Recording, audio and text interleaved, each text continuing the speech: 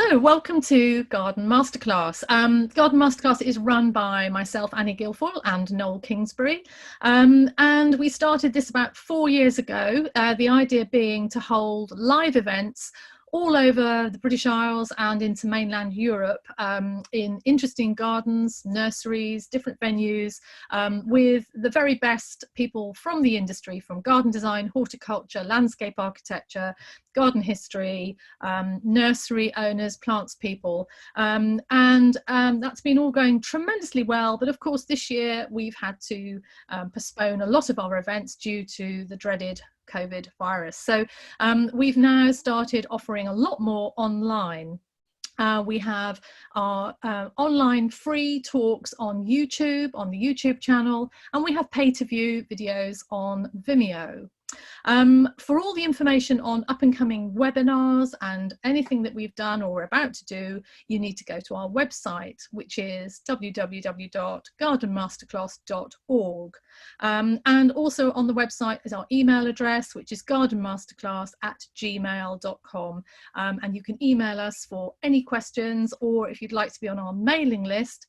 And we send out usually about 2 newsletters a month, just to keep you updated with what's coming up, current news, what's new, and anything exciting to tell you. Great, thanks, Annie. So this YouTube broadcast is a recording of one of our Thursday garden chats, which happen at 6 o'clock London time every Thursday, which was a weekly continuation of the 5-day-a-week broadcasts we ran during lockdown. Now, we do these for free because we feel it's important they're kept free for people on furlough, students, people on low income, and people indeed in poorer countries. We don't want to charge for them, which does mean that if you can afford to give us something to contribute towards our running costs and our time, that will be very much appreciated. So there is a donations button on the online page of our website, gardenmasterclass.org. So enjoy this particular recording. And if you are new and you want to keep up with what we're doing, every month we do a newsletter, and we've got somebody from Puerto Rico. Fantastic. Yay, So our newsletter, you can send us an email to gardenmasterclass@gmail.com. We'll happily add you. Lovely. Yeah. Okay. So today we are venturing to Atlanta, Georgia. Although Noel is in Bristol, in fact, and I'm in West Sussex, but our guest is in Atlanta, Georgia. And we're going to be speaking to Abra Lee. And Abra, welcome, Abra, who was introduced to us by the wonderful Bill Thomas at Chanticleer, who said, "You've got to speak to this woman. She is amazing." And of course, everything Bill says is true. And so I immediately hunted down Abra, and we're really, really happy to have you here today. So Abra, welcome. You describe yourself as a horticulturalist by choice and a by chance, a horticulturalist by chance and a storyteller by choice. So yeah, tell us what you mean by that. Tell us, So I didn't intend to have a career in horticulture. I went to college after high school because that was a thing that was expected of me, and my parents, wanted me to go to school. So of course I was going to go to college, and I didn't go to Auburn University in Alabama with the intent of majoring in ornamental horticulture. I changed my major at least 2-3 times before I actually got into this field. So that's why I say a horticulturist by chance, even though I had grown up around farms and plants and forests my whole life, and then storyteller by choice. So one day, this was a few years after I graduated from Auburn, there's a man named Randy Owen, and he's the lead singer of the band Alabama. And he was this keynote speaker at the ag breakfast or something we were having. And what he talked about was that even though he had won all these Grammys, he really wanted to be a farmer and own cattle, but his music career and selling 100 million albums allowed him to do that. And he was like, I'm a farmer by choice, but a musician by chance, essentially. I mean, maybe not those words. And I was like, that's me. I really just want to tell stories, but I'm in horticulture. So at the time, I didn't know how to marry the two, but I've since figured it out. Right, right. And so after Auburn, what was tell us your kind of story, your career story, kind of to where you are today. How did that flow? Because it changed. You changed, didn't you, a few times? I did. And so at Auburn, and I've always been very transparent for this, I was a terrible student. It wasn't stupid. I just wasn't engaged. It was really a situation of being the only one all the time, like literally the only Black person in the whole building, professors included. And so I just felt isolated in many times, even though I got a great education from there. So I ended up failing out, and then I ended up going back, completed my horticulture degree. And I say this to say, because at Auburn, I was an intern twice, and I worked for an estate as an estate gardener. And I also worked in the nursery. And when I left there, I ended up going into the landscape business for about a year. And I was with a family company that was private, and they were great to me, but I was like, I'm not a Russell. And the name of the company was Russell Landscape Group. And I said, I probably need to find something else to do. And so I got into the interior plant business. And then that drive was a little bit too much doing all that. And then my first, I would say, big break was when I became a municipal arborist for the city of Atlanta with the Parks Department.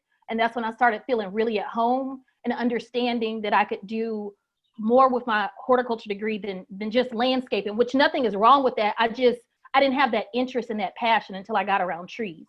Ah, that's interesting. I've seen Atlanta does have some pretty amazing trees, doesn't it? I mean, it does. Yeah, I'm afraid the only time I've been to Atlanta was when I changed planes at Atlanta Airport. But I definitely remember taking off from Atlanta Airport and looking across the city at just above treetop level, and you could hardly see any buildings. All you could see was trees. It was quite extraordinary. It is. They do call it a city in the forest, and I grew up in a very forested neighborhood in Southwest Atlanta called Adams Park. So I was raised on a piece of property with 2 acres of trees, essentially, and there was a park a 1-minute walk from my house with 2 natural waterfalls. And my parents still live there. So it is definitely a tree city. And so the Parks Department led to my second big break, which was being landscape manager for Atlanta Airport. And it's been 10 years since I've been there now, but, and that led to me working there. I worked in airports for about 7 years.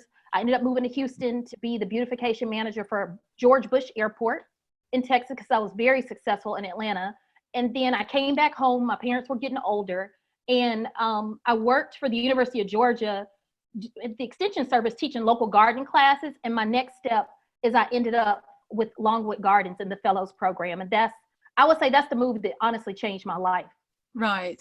Let's just skip back to the airports though. So what was it like doing you call it the beautification, but I guess, so you're trying to make an airport look groovy and wonderful and beautiful. And how difficult is that as a working environment and an environment for plants? It is difficult, and that is the goal. It was a place where it was just pretty much looking like what we would call over here just a commercial landscape site where you mow, blow, and go, just trees, turf, get out of there. And the airport at the time, the general manager, a man named Ben DeCosta, they really wanted to bring it up and make it attractive, because it is the world's busiest airport. It still is. And I kind of came in there, I was really young, but I think when you're young, you're willing to take more risk. And I did what I had to do, and I had an incredible team. And which is unusual for most cities, but in Atlanta, this is important, and this is why I need to say this, because Atlanta is still a city that's 50% Black, the population, period, and that's not including white, Asian, Latino, nothing. So I had a team. My whole team was Black women, and I think 5 Black women, 1 Black man, and a Latino crew. That was my contractor, and so to be able to do that work with them and go from essentially the Bad News Bears to an award-winning program was very meaningful. And some of them had never had any background in horticulture. So it really does matter when you're able to teach people, and especially teach people that look like you, that not only do they have those skills within them, they can excel in those jobs. So the job was beautification, but the job was also to make sure to take care of my community in that way. Yeah. And you also mentioned the extension department. And could you just describe what that is? Because for people who are listening from the UK, that's not a term that we use here. So could you just explain, and you were teaching in the extensions department, can you just explain how that works in the States? Because it's really interesting. Yeah, so the Extension Service is we have these things here called land grant universities. So that means that essentially 100 years ago, the United States gave money to certain universities to have ag schools. Auburn was one of them, University of Georgia. Every state has a land grant school. And what it is that it's based off of this model of mobile horticulture to at the time teach farmers. And though the history is written wrong, George Washington Carver is the one that started the Extension Service. So the idea is that for people who cannot come to the university to learn horticulture, myself, which would be called an extension agent, would go out to you and teach classes. So you don't have to come to us, we come to you.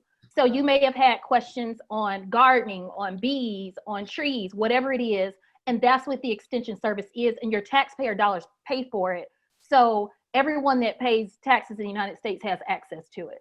Yeah. And I think you mentioned George Washington Carver, who I think is an amazing character. I remember writing about him in a book I wrote on plant breeding. It was fantastic finding out about him and researching. You better tell us who I'm sure most Americans will know who George Washington Carver is, but this side of the water, you better do some explaining. Okay. The character. So George Washington Carver is arguably, and I will argue with anybody because I don't have a problem because I could defend this argument, the greatest horticulturist of all time. This is a man that saved the economy of the southern United States. This is a man that's pretty much labeled as the peanut man or the plant doctor, but I think we have to say he was the son of slaves, wasn't he? He was born into slavery, and he sure was. And he brilliant man, took care of plants in his youth, went to school to be an artist and was rejected for art school. And so he ended up going into agriculture, and that rejection obviously benefited the world. So he goes on to teach at Tuskegee. Booker T. Washington invites him down, another big historical figure in the United States. And Booker T. Washington is who they consider the Wizard of Tuskegee. So at the turn of the century, he brings in all these Black men and women to teach at this school in Alabama. And to complete the story, Tuskegee is down the road from Auburn. You're talking about a 20-minute drive. So his legacy definitely was something that I was well aware of, even at Auburn.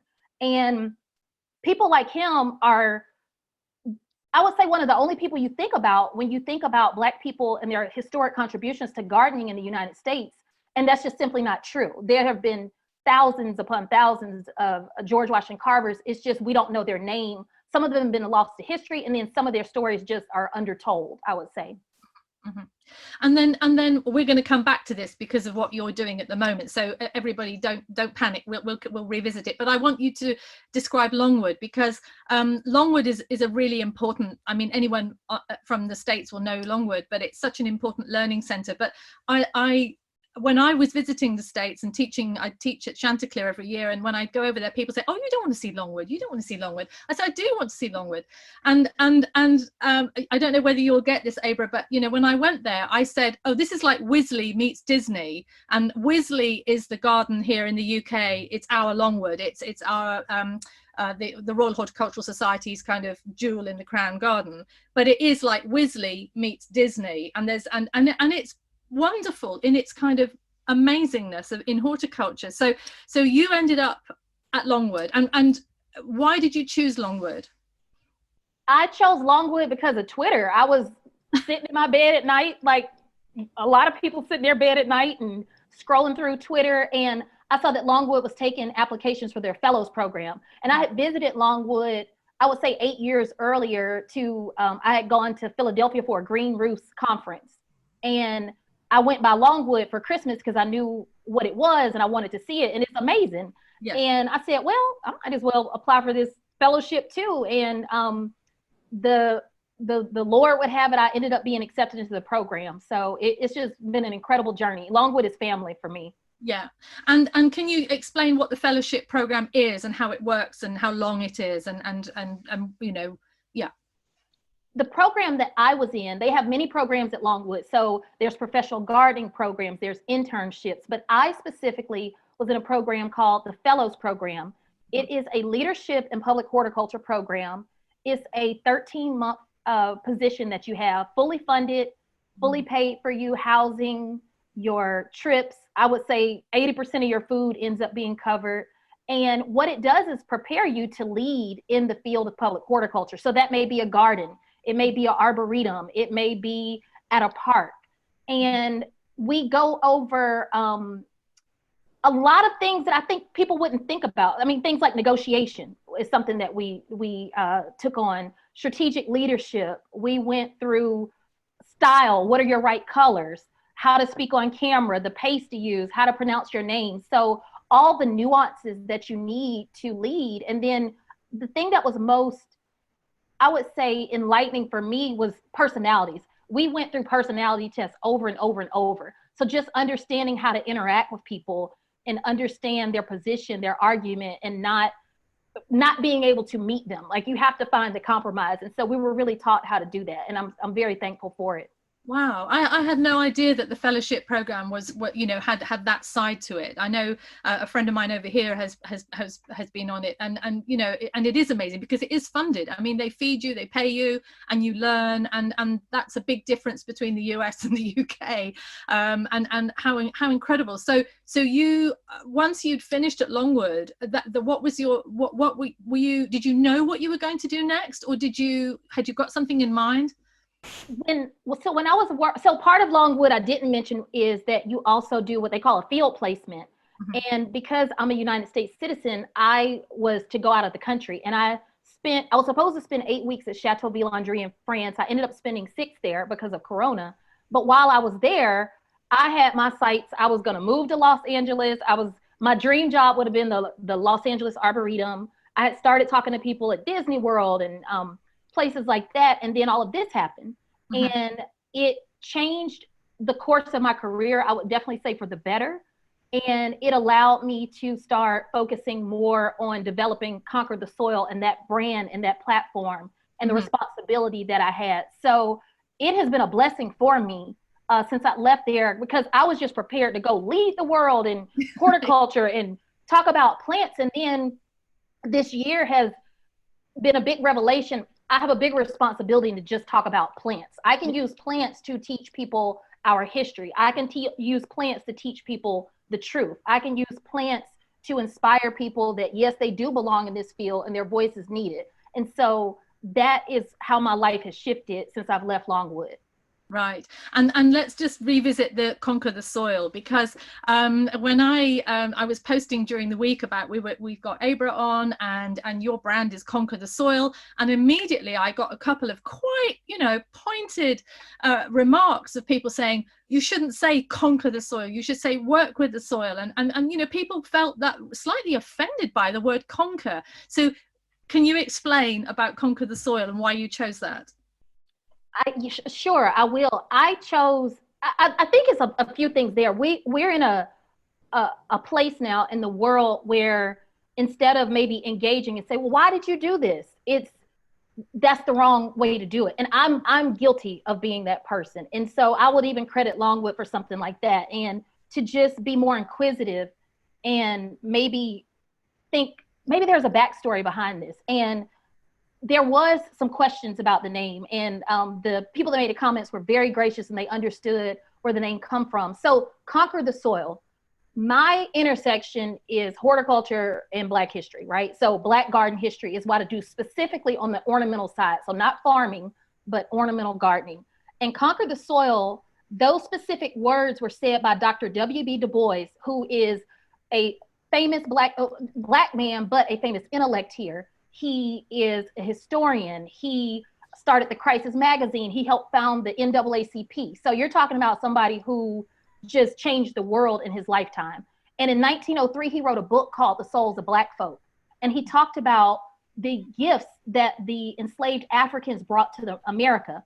And he talked about their gift of story, so their gift of storytelling, their gift of spirit, this unbreakable spirit they had, and their gift of strength and brawn, and their ability to use that to conquer the soil.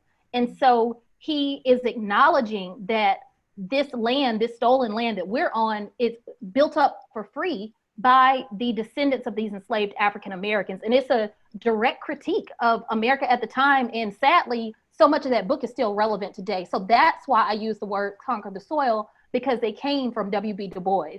Mm-hmm, mm-hmm. And so you did spend some time at Villandry. So you were there, but not the amount of time that we were hoping to spend. That's right? Yes, I spent 6 incredible weeks in France. Let me tell you, I beat those French streets. I was out there. I enjoyed it. I lived my best life. I probably went to Paris 5 times in 6 weeks.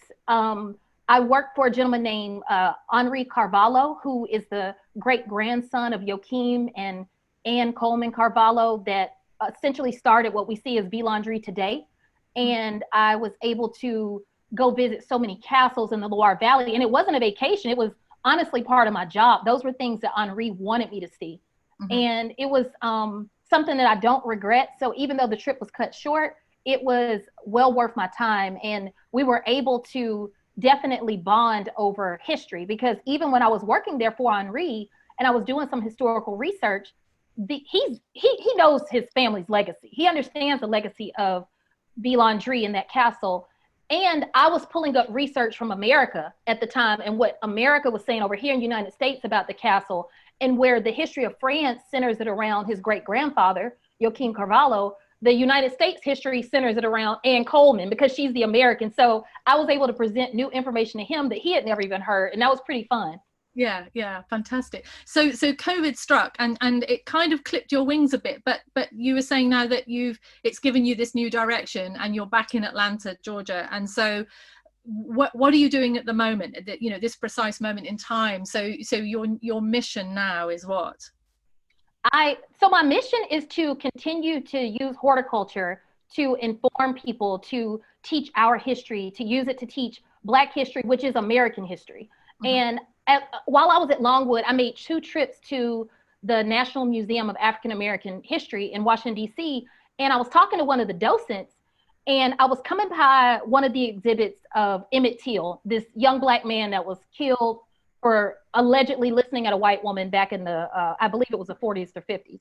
And maybe it was the 50s. Anyway, the young docent I was talking to said, well, I didn't know any of this. And this was a young Black man. And I grew up in the South. And as you said before, I grew up in Atlanta. And this is one of the centers of civil rights. This is the home of Martin Luther King. This is the home of John Lewis. And I know these are maybe, besides King, there are other people I may mention you don't know. But it's so present here and it's so conscious. And it's so around you at all times, Black history. But the fact that he didn't know these things was alarming to me. And I think that I just thought all people knew these things, and I realized that they don't. And through my research of finding Black people in ornamental horticulture from 1619 on, you can't separate the politics of America. You can't separate the women's movement of America from what Black women were doing in horticulture at those times. So I found it to be, when I was speaking and writing on it, people were finding things about our history as a country that they didn't know. And that is where I am today. And I continue to write on those things. I'm working on a book on those things. So I am busy in a way that I've never been busy before, and I'm very thankful for it. And so the book that you're writing, you've got a publisher? Did they approach you? Did you approach publishers? How did you get this off the ground? I did approach them, and I was at a conference for a group that a professional group I'm a part of called Garden Communicators, and we had the opportunity to pitch a book, and you had 3 tries essentially at this conference, and on my 3rd try is when I was pitching my book, and the publisher was like, "We love it, let's do it." So I would tell people, don't give up, because you don't know. My first 2 tries were just shots in the dark, and it just was a no. It was a flat out no. But the 3rd time, it was the right answer. So Timber Press, was it? Yeah. And right, they have been very good to me. Even though, so what I would say with my work is that we talked about George Washington Carver. We mentioned that earlier. You can find many books on him. Thank goodness. His life was well documented. Some of these people I'm writing about, their life was not well documented at all. I am the one documenting their life. So I'm having to take these pieces, it's almost like pieces of scrap fabric, to create this quilt to build their life story. So it is a slower process than I envisioned, but it's also a process that I can tell my ancestors some supernatural power is working with me, because the information I'm finding, the ability to see how people's paths are crossing over and over and over, and some of these people knew each other, is just incredible to me. So it's been a true blessing to be able to have this time to sit back and write and create these layers of this story. And what's your sort of time frame for the book? I mean, do you have an end date, a finish date? You know, over what period of time are you going to, you know, how have you structured the working process of this? It's a active learning process for me. So 2021, it will be completed. I'll say that. And I don't mean Christmas. I mean a good time frame of 2021. I don't mean December 31st. For me, it was essentially, first, I just picked a few people to write about. And then I said, this isn't working. This is crazy. I need to organize this. I need to create a real outline and start grouping people by whether they writers, were they foresters, were they horticulturists, were they head gardeners, were they botanists. And once I was able to start doing that, I was able to start saying, okay, this is the direction. And that's when I started seeing, oh my gosh, this writer introduced this forester to this person, and you could see their stories crossing. You could see letters they're writing each other. So it was just really, really incredible to see those things. So have you got? Sorry, just wondering about your sources and how you come across a name. Where do you go in terms of finding out that material? Libraries, family records. How does that work? Right, it's back to Longwood and not just Longwood. This is why I want to make sure that so many people can get access to this work. At the end of the day, it's still about privilege. I was privileged enough to travel to libraries across the country, or to have friends that worked in academia, and I was able to borrow their password to log in to a university, Emory or Harvard or whatever it was, to get this documentation. Black history in America is not in some centralized place. The University of Pennsylvania may own part of it. Part of it may be at the Auburn Avenue Library in Atlanta. Part of it may be in the Schomburg Center in New York. So the fact that I was able to take a year off of my career and go into a fellowship program that allowed me to have this time to go to these places and find it, that was just privilege in itself. Mm-hmm. And it shouldn't have to take that level of privilege to do this research and do that information. This isn't something you find on Google. These are stories that are in somebody's grandmama's trunk, like in their attic, that type of thing. Wow. And I don't care if they're Black, Latino, white, whatever. I don't want these children coming behind me, or adults that are in their taking their next career, coming into this field, to have to jump through hoops to get this information. It should have been documented in the first place. And I just want to make sure that it's out there, that it's known that George Washington Carver isn't assumed to be the only exceptional horticulturist. I think we tend to forget Africans were brought here in bondage because they were exceptional cultivators of the soil. That's why they were brought here. It wasn't because they were slow. It was because they were brilliant. So to only put us in this bubble where we're just farmers and we picked cotton and we grew okra, and these things are true, and we were designers, and we were botanists, and we were landscape architects, and for centuries it was illegal to read and write in the United States of America if you were Black. At best, you might get whipped, or you might get your hand cut off, or your eye poked out. At worst, you were going to lose your life. So who was going to record these stories? Nobody's going to risk their life for that. So we have to just be honest of why these things aren't told, and when the history is written about Black people in the United States and ornamental horticulture, why it's so discombobulated, why it's such false truths around it, because we weren't writing our history, someone else was. Mm-hmm. So we've got a question come up. Are you including Anne Spencer, poet, whose garden in Lynchburg is the only African-American garden on the National Historical Register? Yes, I am including Anne Spencer, and I had the very fortunate, so Abra Lee, I fangirled out over you. And the only other person in my life that I've ever fangirled out over besides Abra Lee is a lady named Sean Spencer Hester. So my friend, One Boy Ippolito, who's a horticulturist up in New York, had put together a program in January. She invited me to it, and Ann Spencer's granddaughter, who runs the Ann Spencer Garden, who's the executive director there, was at the program, and I got to meet her. And I honestly thought I was going to faint. I thought I was meeting Beyonce in my line. So it was just incredible. Fantastic. And I can't wait to include what I know about her story. I mean, she's a book in herself, but she will be included. So to date, Abra, a book like this hasn't been written. Nobody has documented all this information in one book? You're saying there's information about various people, but nobody has put this story together and done what you're doing. I don't know. And I would say that I'm not able to document it all. That's the thing. No. Because of my speaking engagements, people have come to me and said, hey, by the way, my grandfather owned a 10-acre nursery in Texas or whatever in the, I don't know, 1902. And I'm like, what? So much of this, even for me, was word of mouth. And that's the thing. These are things that people need to tell you. And so much of it is lost. And I think at this point, I've only been able to find one living person that is still alive that can say, oh yes, this is what my father did. And I am being very intentional about that. I'm stopping it around 1970. So my research stops there. And it's very intentional because what you see is post-Reconstruction, you see all these Black universities in the United States popping up, a real push to education. You see Booker T. Washington launching Tuskegee. You see Black people going to Hampton and Fisk and Spelman and Morehouse. And so there's this huge push towards education. And as the civil rights movement goes on, and integration is possible, you start seeing Black students who are typically going to these HBCUs, which we call historically Black colleges and universities, start going to PWIs, which we call predominantly white institutions, including myself. And so where they had all this support, now you don't have that same support. And I was listening to a gentleman speak last week. He's a professor at Clark Atlanta University. His name is Dr. Chika Akua. And what he said is that when Black students go to these white institutions, their intelligence is called into question.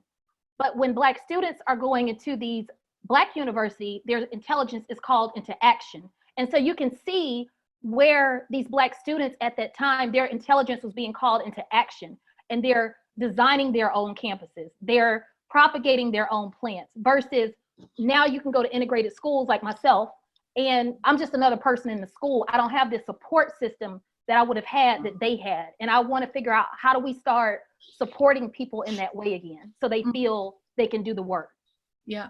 So obviously, you know, this book's going to be really, really important and really vital, and like you say, hopefully will show people the history and give people the confidence that this is a career that they can go into. So have you thought about what happens after the book, or is there book number 2 lurking, or what, you know, or can you not even think that far ahead? A suggestion from Vicky from Atlanta, that there should be one written for elementary students.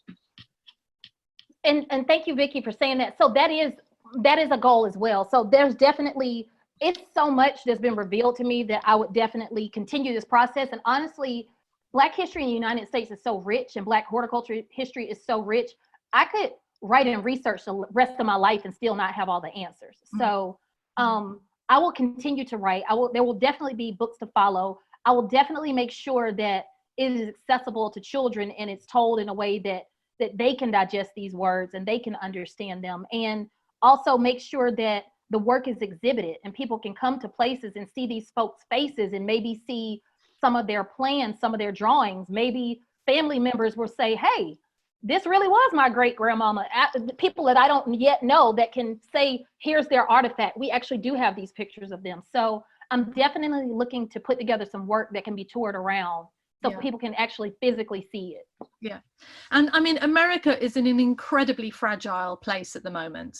I mean, the world is in a very fragile place, but America particularly in a fragile place. I mean, politically, environmentally, and you know, how does that feel from you being over there in the States? I mean, we're looking at it from the outside. Obviously, some people are watching tonight from the inside. But I mean, how does that make you feel? And what do you feel about the future? I mean, what are your hopes and what are your fears? But what do you think and hope will happen? America is, everything you said is true. And it is very difficult to be in this country at this moment. It is incredibly polarized.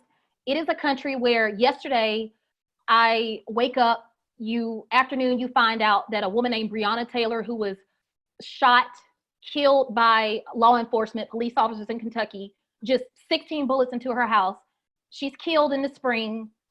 Then yesterday you find out there's no charges to these police officers. So as a Black woman, I have to still go on about my day and turn in my writing on my deadline, which is at 5 o'clock yesterday. and get up to date and act like it's all good, and it's not all good.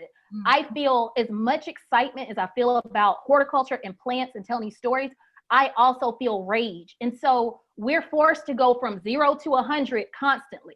And it is, honestly, it's infuriating, it's frustrating, and it's, most importantly, it's exhausting, and it is not normal. So that is not lost on me. What I will also say to that is, as I'm doing research on these stories and I'm coming across these Black men and women who have made incredible contributions to ornamental horticulture over time in the 1900s, in the 1910s, and they dealt with that during 1000% segregation in America, yet they still found ways to uplift their community, and they weren't bitter, and they weren't angry, and they continued to help, and they continued to try to figure out, make ways to make progress and to reach over to the other side and engage people outside of their own culture. I am called to do that as well. They could have just been angry and said, forget this, and they didn't. So it has definitely brought out the best in me in the worst of times. And so that's where I am right now. I am committed to keeping my focus and making sure that this work matters and that it continues to bring out the best in people while educating us all. Yeah. Could I take you back to the beginning of American history, the founding fathers, who were all really almost quite obsessed with gardening. And there's a book actually written by a German woman who lives in England. I don't know if you've come across it, called The Brother Gardeners, I think it was. It's a wonderful book. It explains that there were very good reasons why they were all obsessed with gardening and smallholding. But of course, they were all slave owners. And I know, having traveled quite a lot in the United States and visiting a lot of historical sites, the way in which interpretive material will quite painfully tie itself in knots over this issue that these founding fathers, who are held up in such high repute, they were all slave owners. And has anything been written about the role of slaves in the creation of their gardens? Because in Monticello, these are amazing heritage gardens. There's a book, I cannot believe I can't call her name right now. She's a PhD, she's a Black woman, and the book is called, it's about a gentleman named James Brown, who was a Black man who was a head gardener back in the day. And the thing about slavery in America, it's our origin. As one of the historians here says, it's not some stain on us, it's who we are. And here's the thing that can be true. You can be enslaved and you can also be a brilliant propagator. You can be enslaved and be a brilliant designer. And what America has done a very good job is reducing these stories to, these were just slaves, they were just enslaved. They won't say, this is the person that propagated this type of rose. This is the person that did the landscape architecture work that was necessary to lay out magnolia gardens and plantation. We just act like these people were just digging dirt and taking instructions left and right. I have been an estate gardener. I know what you have to do. And I know your boss is not standing over your shoulder. You go do the work. And when we have, again, the privilege behind us to have this education, or we paid for some class, then we're deemed horticulturists. My mother grew up on a farm in Barnesville, Georgia, rural dirt road. I will never in my life, in 10 lifetimes, be the horticulturist that she is, yet I'm considered the expert because I went to school for it. And that's not knocking school. That's just saying that we cannot discount people who weren't allowed to have these official titles and not call their work what it is, because this is exactly the work they were doing. So you can be both. You can be an enslaved person and also be an incredible plants woman. And we need to start adding to their story. These were real people. Here's the thing. You think about the Civil War in the South. All these antebellum mansions are burned to the ground.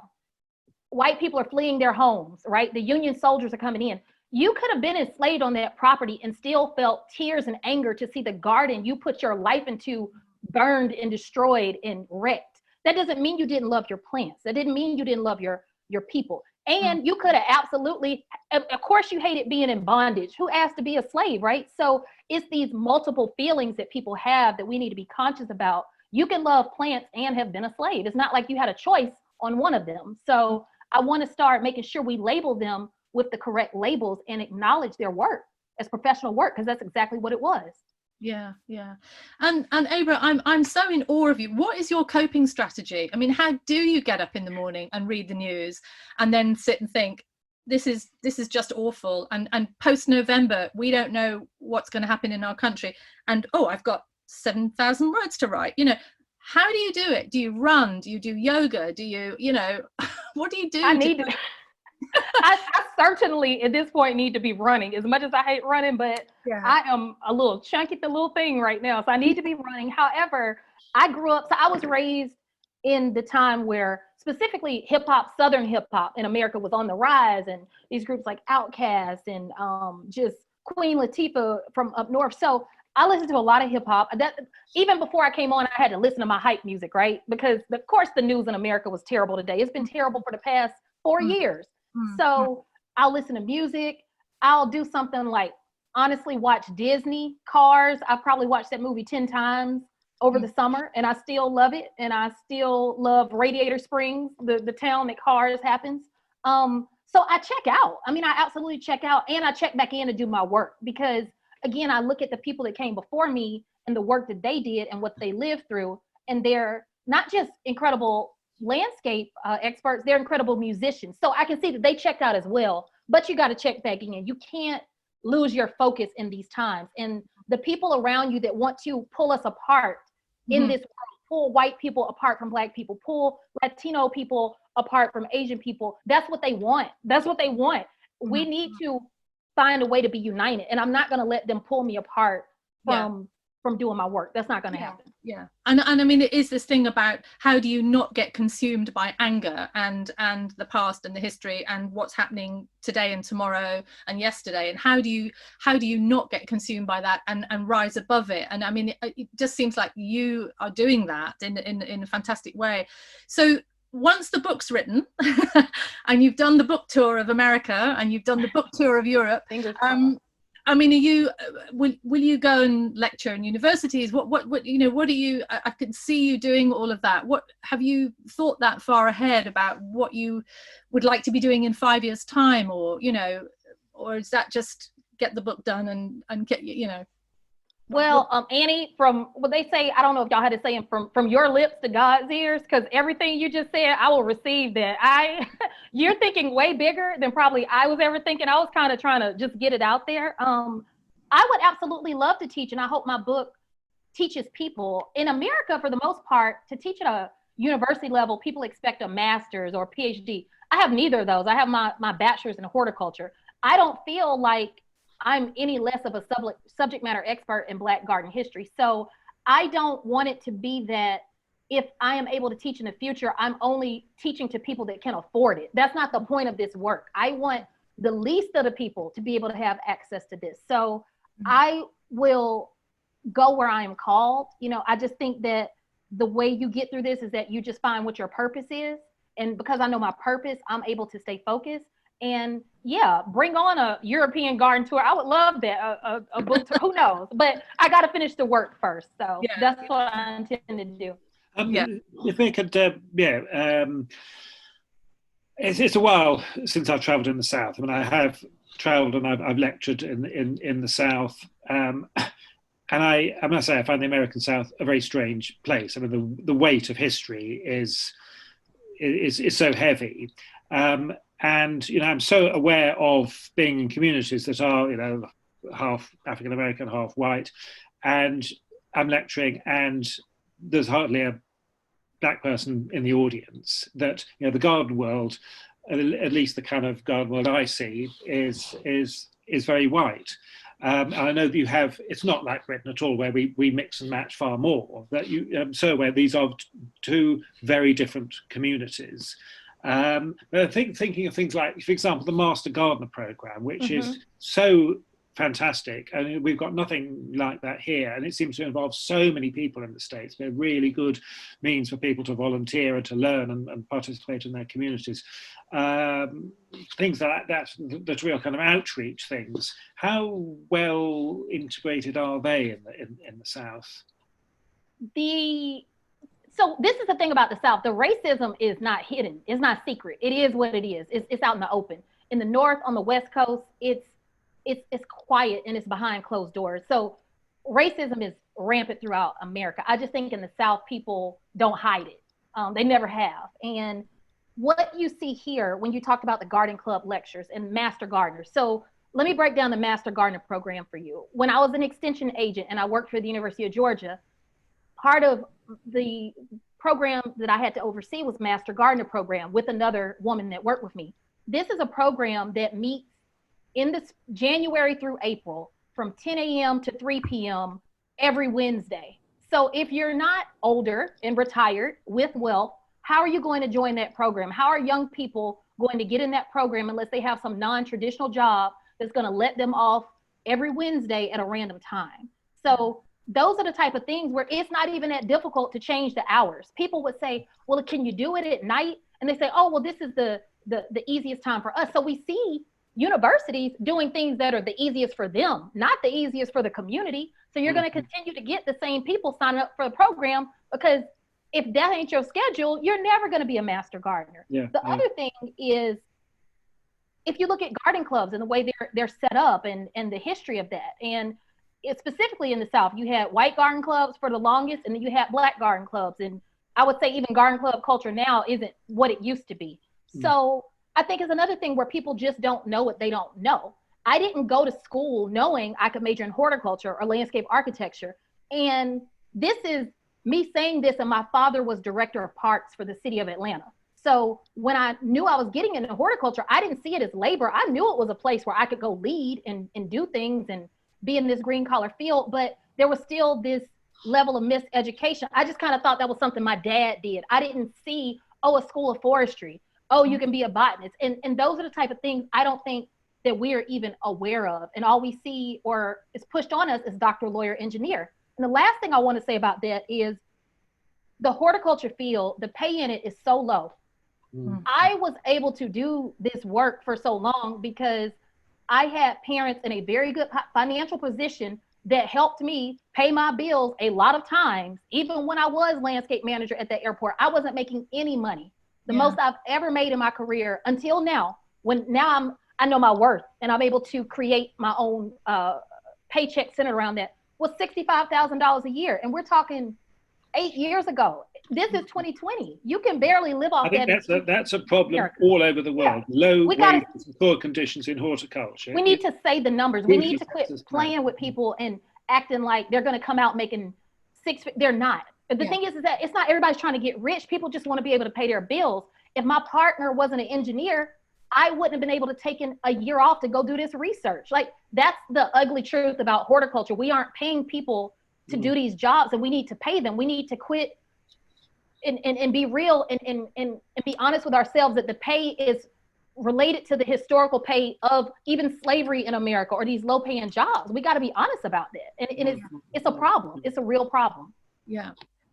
But Abra, when I visit Chanticleer and I see groups of young students like Longwood students and maybe the students from Brooklyn Botanical Garden, New York Botanical Garden coming through for a day at Chanticleer, I'm seeing a greater diversity in the demographic of the students. Now, I'm probably seeing a small picture of, this isn't a representative of the whole of the United States, obviously, and obviously that area is sort of northeast of the States.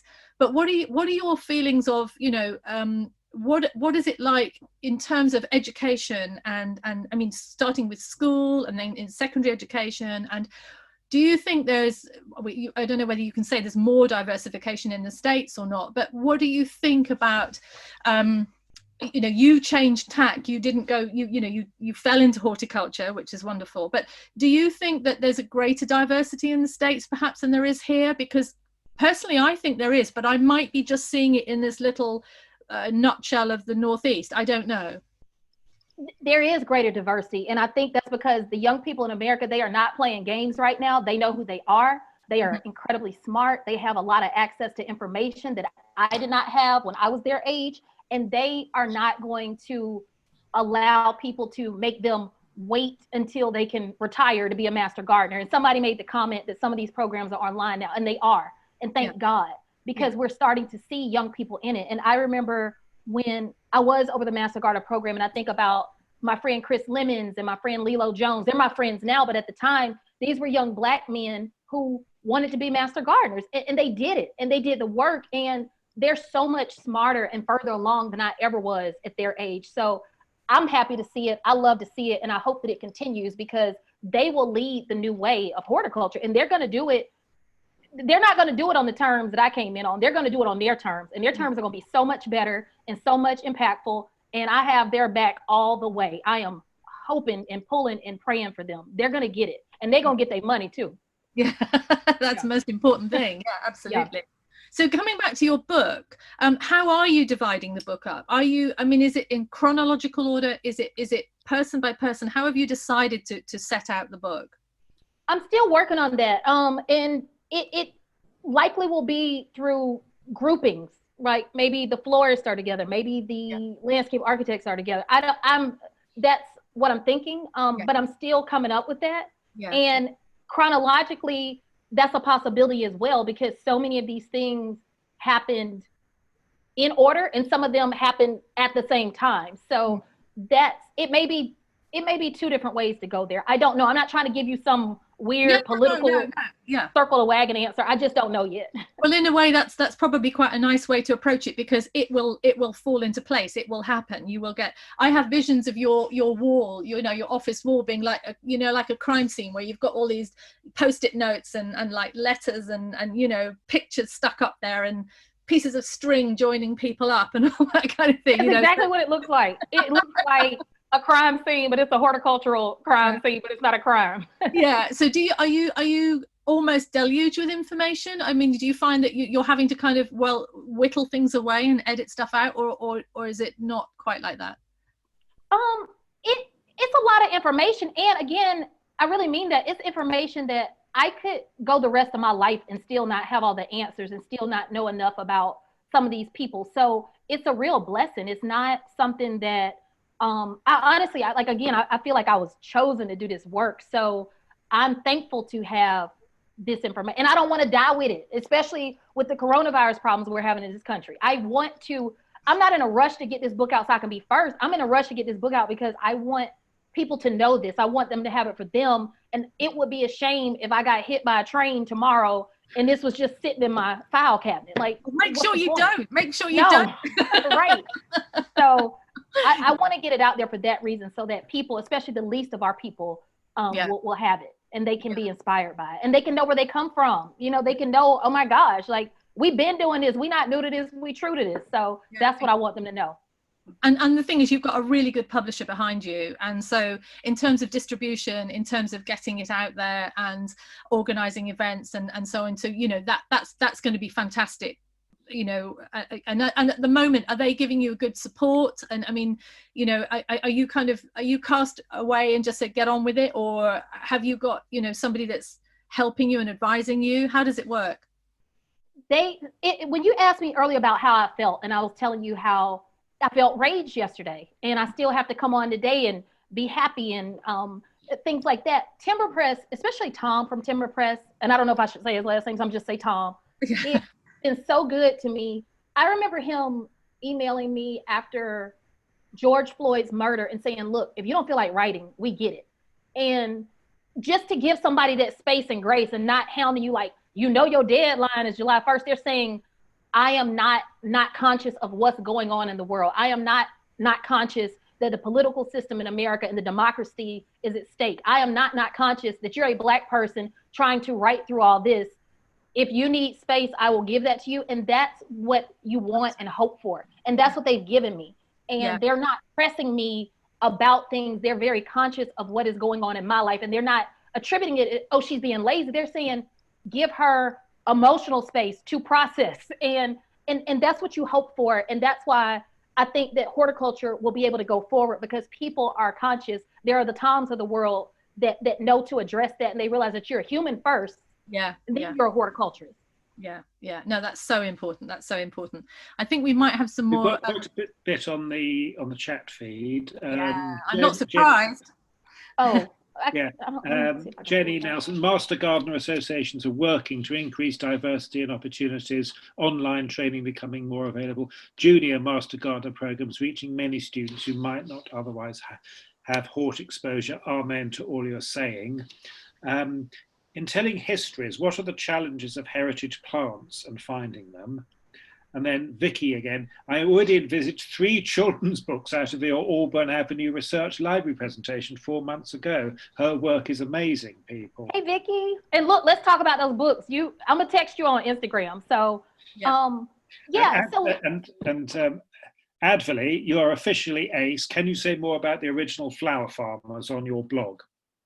Oh, okay. Yes. So thank you, Vicky, and thank you for all the comments, for all the people joining us today. Thank y'all all. So the original flower farmers, I put a post on Instagram about these Black women. And these are Black women who were in Washington, D.C. This is in 1870, 1880. So you're looking at right after the Civil War. And these Black women are coming down Pennsylvania Avenue. They're right in front of the Potomac River. So all these places now where, I ain't even gonna say that person's name in the White House, now, where the Obamas used to live. These Black flower farmers used to be there. And they brought their flowers in, and they brought them in on horse and carriage. And thank God some reporter back then drew a sketch of them. And you can see that they are wearing their, what I would call a gay or their head wrap. So they're looking like their ancestors. And now, if you go on Google and you type in flower farmer, especially in the United States, you're going to see a lot of young white women. And I'm not knocking them. That is exciting to me. I love to see young people, and I support women. So let me be clear. But what you don't see is who was true to this game are Black women. They started this game. They were selling flowers from, honestly, sometimes it was their land, because post-Reconstruction, there were Black people that acquired land. And sometimes they were selling flowers that they had collected from the wild, and they're not credited for doing that. They're not credited for being for being nursery women for that, like literally bringing the nursery to you. And so that's what we need to start being very clear on, is that not only did Black women do this work, they birthed the bodies that did this work, the Black people who did this work, and they did it for free. They did it with little payment, and when they did become successful, America did what it did best. They kept changing the rules. Oh, you don't have a permit. Oh, this isn't the land you can stand on anymore. Oh, I actually own that lot. You got to go. So where we used to have flower vendors all around the country, especially in the South, we don't have that anymore. And that's because we always move the finish line. So that's why this history needs to be told. So Black women don't have to feel like, oh, well, flower farming isn't for me. It was, the path was paved for you. Your ancestors created it for you, and it is yours to take. And I want Black women to know that they can get in it, and they do not have to go to Auburn. They can figure it out. They can ask me. There's Abra Lees out there. They don't have to feel they got to spend $50,000 a year and take off 2 years of their life to figure it out. We will help them. They will be supported. Yeah, that's amazing. Davon is asking, can you give information about your blog and website and social media? So if you could just say, how do people find you and find out more about you? You can find me on conquerthesoil.com. Best way is to email me, Abra, A-B-R-A, at conquerthesoil.com. I am on social media. I will tell you, it is just very hard right now. Social media feels like a riot every time I log in. So I haven't been posting as much lately, but my quiet doesn't mean I'm not doing the work in real life. That means I'm actually writing and doing those things. Getting down to it, yes. Yeah, because I can't do both. I can't post and write. It's just impossible. So if people have questions, just reach out to me. I'll do my best to answer them. And you can follow me on all social media platforms at Conquer the Soil, which is CONQUERTHESOIL. Great, that's fantastic. Great, Brill. Well, I want to thank Bill Thomas for putting us in touch with you, number one, because he was absolutely right. You've got to speak to this woman, and we have, and you're amazing. It was amazing. Thank you. Have you got a name for the book yet? Have you chosen a title for the book, or are you waiting to see what comes? Oh, it's Conquer the Soil. Like it's not about me. It's bigger than me. The book is also going to be called Conquer the Soil. Fantastic. It is going to. I'm going to honor W.B. Du Bois in that way. So I have to show who really conquered this soil, and I think that that's the appropriate way to do it. Fantastic. Good. Well, thank you so much for your time. It's been wonderful talking to you, and it kind of fills in a big sort of gap in what we know about American garden history. So that's brilliant. You're doing it. And we can't wait for the book. Look forward to reviewing it, don't we? Yeah, definitely. Thank y'all. Thank you, everybody. Thank you, Noel and Annie. That's okay. And just so that you know, we are over here, and we are rooting for you. And we have our own problems too, believe me, don't we, in England? But we are, if you watch the right news channels here, we do get your news, and Yes. it is horrifying what we're seeing and listening to. And but we're really rooting for you, and God, we hope that November you will be in a different place. Thank you. I hope so too. We shall see. All right. Yeah, it's been wonderful having you on. Thank y'all. Good luck with that writing. Thank y'all. Y'all take care. I appreciate you. All right. Bye-bye. Bye-bye. Bye, Be Abra in Lee. touch, Abra. All right. I will, please. Be in touch and we'll talk. Okay. All right. Thank you so much. God bless you. Thank you. For getting us together, Annie and Noel. Pleasure. That's what we're all about. Okay, bye. Wonderful. Okay. Take care, everybody. Stay safe. Lots of love. Bye.